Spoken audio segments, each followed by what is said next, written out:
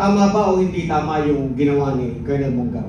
As a citizen, as a soldier. Yung pong withdrawal of support is a personal thing. Kung ikaw po ba ay nag-withdraw ng support sa presidente, does that make you partisan already?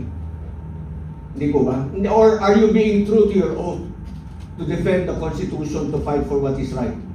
Kasi ang nangyayari po, pagka ikaw tatahimik, katulad ng nangyayari ngayon because merong maling pananaw doon sa the AFP should be non-partisan, nagiging protector ka na po ng mga magnanakaw, ng mga mandarambong at plunderers by being quiet.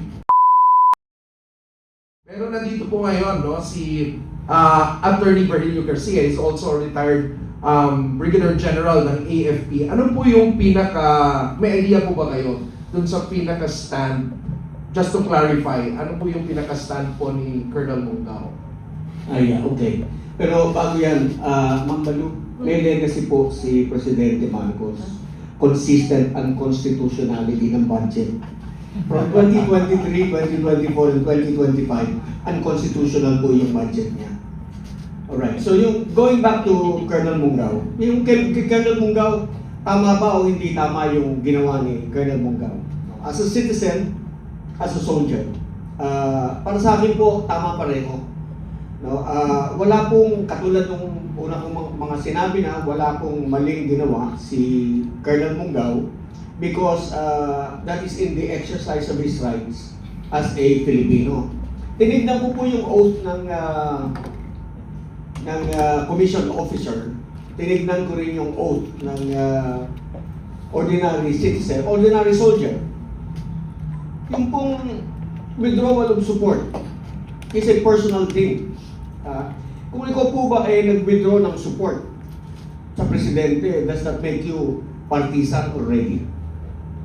Hindi po ba? Or are you being true to your oath to defend the Constitution, to fight for what is right?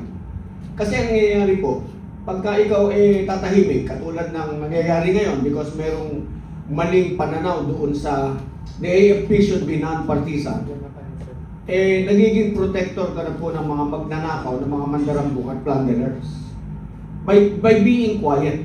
So tama lamang po yung ginawa ni Colonel Munggaw na siya nagsimulang mag-ingay at sinasabi ko po sa ating mga kasundaluhan, wala pong maling ginawa si Colonel Munggaw by coming out in the open, although accidentally kaya minsan tinatawag ko si Colonel Munggaw accidental hero. Kasi hindi niya yata intention na gawing public, kumbaga parang amin-amin lang yung usapan. Pero naging public, but then let that be the beginning. No? Hindi po mali isang sundalong, ordinaryong sundalo. Let me read to you the oath of office of an ordinary soldier. An ordinary soldier, sabi niya, I do solemnly swear that I will bear true faith and allegiance to the Republic of the Philippines. That I will serve it honestly and faithfully against all its enemies whomsoever. Paano kung yung enemy is within? Like what is happening right now. That I will support and defend the Constitution of the Philippines, that I will obey the orders of the President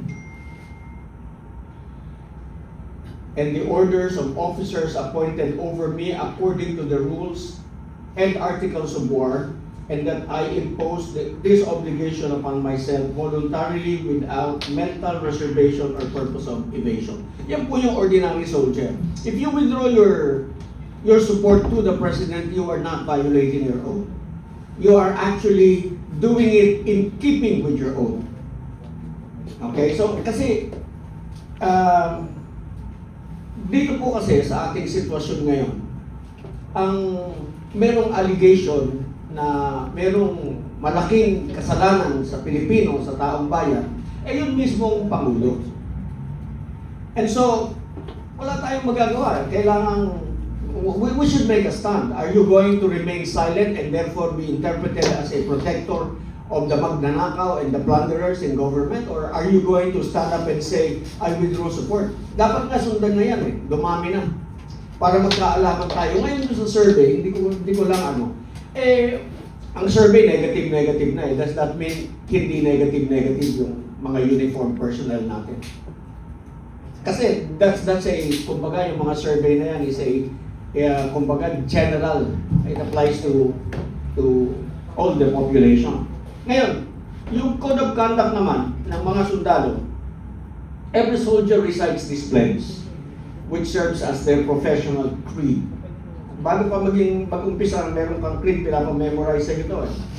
I am a soldier, I am a Filipino soldier. I will support and defend the Constitution of the Republic of the Philippines. I am a Filipino soldier. I will fight all forces that would destroy the freedom and independence of the Filipino people. I am a Filipino soldier. I will obey the laws, legal orders, and decrees of my lawful superiors at all times. I am a Filipino soldier. I will uphold the supremacy of civilian authority over military in war and in peace. I am a Filipino soldier. I will live and die in the true Filipino tradition of valor, honor, duty, and loyalty. To all this, I pledge my life, my treasure, my sacred honor. See, so, meron pang na-violate dito si Colonel Mungao by doing what he did, by declaring he is withdrawing his personal support for the President. Palagay ko po wala. As a matter of fact, he is covered by the Bill of Rights, yung kanyang freedom of speech, freedom of expression, under Article 3, Section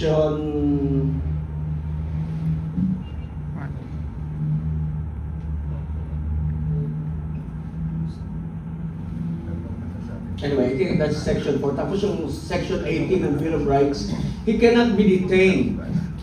Now, if they're detaining him, we want them to know that he cannot be detained by reason only of his political belief. Wala na siyang tiwala sa Pangulo, and he was brave enough to declare that I can no longer support the President. And rightly so, dahil kita naman natin, siya yung may pananagutan dapat. Hindi siya nananagot, ayaw niyang managot. Ayaw niyang humarap, ginagamit niya ang puwersa ng gobyerno to protect him and his cousin.